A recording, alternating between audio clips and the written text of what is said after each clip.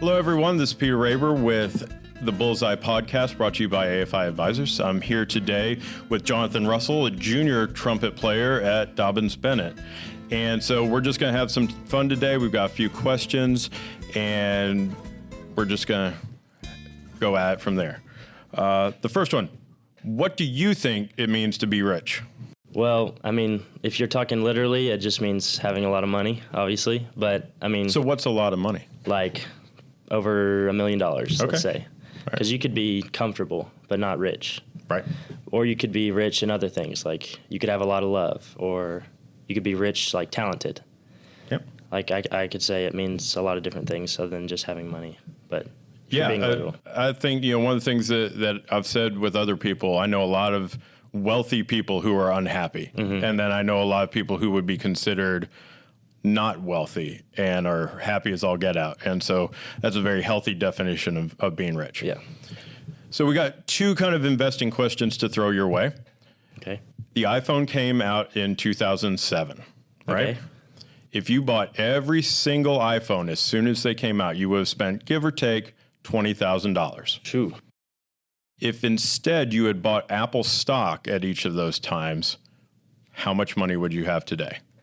At the release date of each iPhone? Yeah. Man.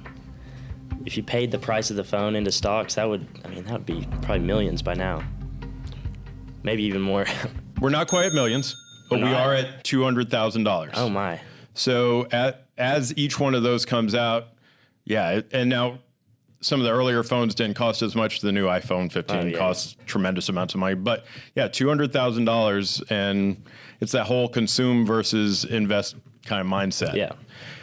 The second one, so you're a junior this year, correct? Yes.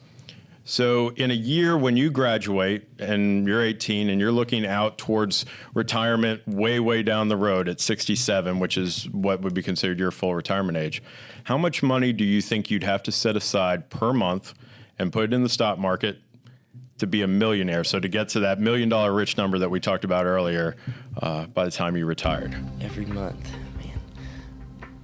Probably around like $100, maybe $200.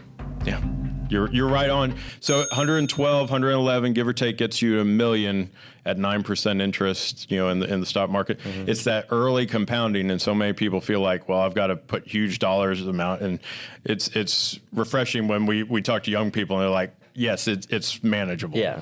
And the last one, what has been, your experience in the DB band program, and how do you feel like that has prepared you for the future?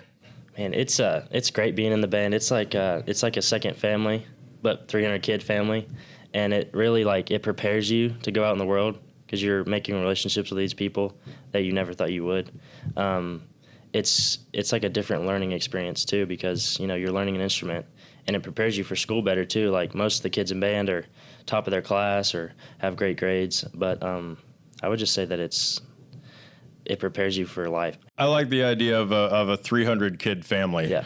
It's a little scary considering I have 3 kids and I know how hard that is, but I like that analogy. Thank you for being part of this today, and thank you for all the performances you and the band have done into the community. I think it adds so much to our local community, and we're excited to see where you go. All right. Thank you.